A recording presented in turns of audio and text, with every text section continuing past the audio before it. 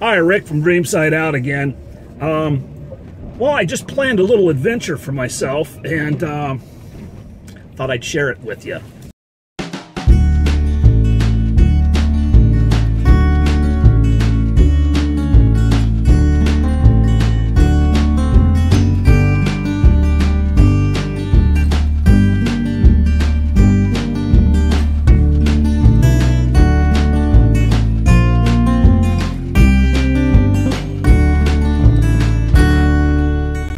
Okay, well, here's the deal. You know, I decided I needed to get out of town and have a little sunshine for a change. So I booked a trip to the big island of Hawaii for a few days. I took a long weekend and I'm going to fly over there and hang out for a few days. Here's the funny thing about it, though. Some friends talked me into doing this because they go over there all the time. And they have this beautiful place that they stay, and it's kind of a bed and breakfast place, but it's got this beautiful view of the ocean and the palm trees and, you know, the blue Pacific. And well, I looked into that. I was going to book a room there, and turns out I couldn't get in because it was too short a notice. They require minimum of 4 days, or 3 days. I think it's 3 days minimum, and they didn't have any rooms available. And here's the weird thing about it: I'd already booked the ticket, so I can't back out. I mean, I'm going. In a couple more days, I'm flying out. So, but I don't know where I'm going to live over there. I'm going to spend a few days just figuring out where to park. You know, and that's what dawned on me. I was actually felt this relief that I wasn't going to be staying in some bed and breakfast. I ended up renting a van, and I'm going to camp in a van in Hawaii for a couple days. We'll see how it goes. I have no idea what to expect. You know, the thing is, this is an example of how much I've changed since I've begun this new lifestyle of living in an RV or a converted U-Haul truck is what it is. I really have gotten so I prefer living in the van as opposed to living in a place. In fact, it's kind of interesting how people will, out of the goodness of their heart, I have some good, kind friends who offer me places to stay and showers, and I've got lots of offers like that, and I take them up on it, especially when I have a place to park in their driveway or something. But when it gets right down to it, I really prefer sleeping in my van. I don't really want to sleep in a place anymore.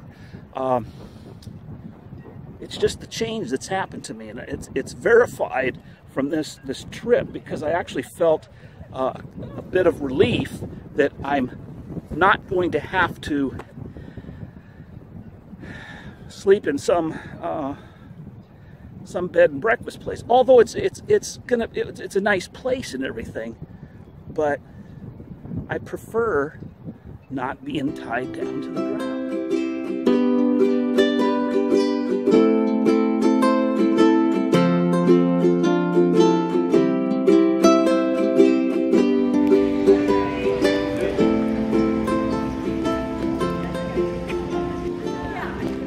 So I touched down here in Hawaii, the big island, Kona airport here, and I'm just about ready to go in and go to my car rental place, wherever that is. Okay, so I made my way across the ocean onto the island of Hawaii.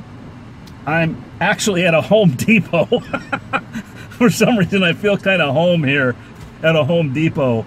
You know, but I'm just stopping for a minute, got a rental car, and and you're wondering, okay, I said I was going to live in a van. I went through that whole spiel. My plan sort of fell through because I couldn't get an RV coordinated for the time that I was here, And I wasn't sure if a van rental was going to work because I don't think the vans that they rent have seats that fold down. So it would just be, you know, it wouldn't be sleepable, you know. And so I had to do something different. So I just rented a car. I rented this little Jeep Renegade here, which is going to get me around. And I'm going to stay in a bed and breakfast. Now you're wondering, why in the world is Rick making videos about traveling to Hawaii? What is this, a travel channel now? No, this is an example, and what I'm sharing with you is this is what I get to do now because I've saved so much money up from living in a van. You know, if you have a normal job, you're working for a living, and you're paying rent and a mortgage and all that stuff, well, you're you know, giving a good chunk of your paycheck away to a landlord. Well, I've been saving that for a year now, and I have enough money to, you know, do things like this on the spur of the moment. This is totally a spur of the moment thing, which is really out of my complete paradigm of how I do things. I'm usually very methodical and take a while to figure something out, but I did this very spontaneous. And boy, I'm sure liking it here. I needed a change from Seattle weather, I'll tell you. I've only been here less than 30 minutes. Just got off the plane, got the car, driving around. Now I'm going to get my GPS queued up to drive to the place where I'm going to stay for the night. I still wish, though, I had an RV or a van, because I would rather explore this place in the same way that I live back on the mainland. You know, just travel around and park and stay when I want to stay, and just that would have been a better way to do it. Now I'm back in the coming back to home mode. You know, I go someplace now, I had to come back to home. I could probably, I don't know if I could sleep in this thing or not. I don't think there's enough room. Okay, here I am walking along in Kona, Hawaii right now. Yeah, I'm gonna have some kava. I've been told that's what you're supposed to drink when you're here.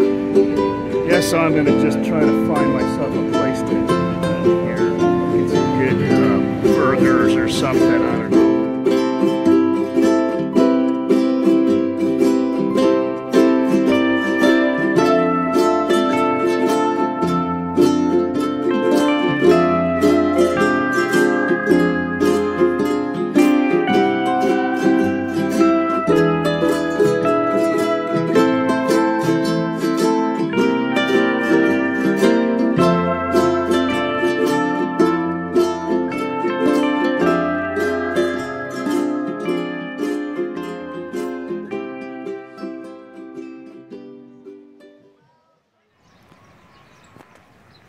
Going to a sacred place called the Place of Refuge.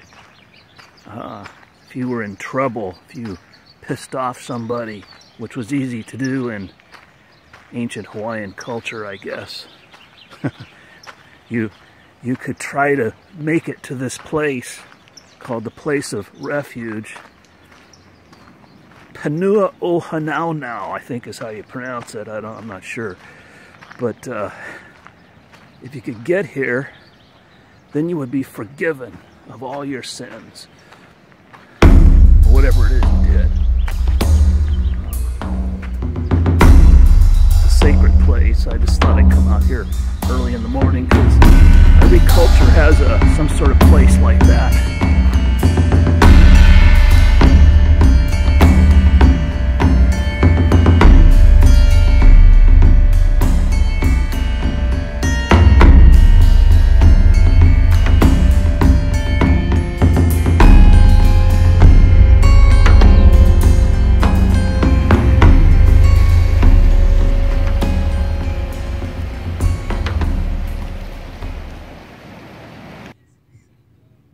Well, I'm back in Seattle. I've been back for a while. It's taken me a long time to get a new video up. I needed to take a break from social media and from YouTube and from all that stuff for a while. And that's part of what the going to Hawaii thing was all about, just taking a break. Some friends talked me into going over there, and I'm glad they did. I really love the people over there. I love the climate, of course. And the music is great. And there's all kinds of interesting stuff over there. It's another world.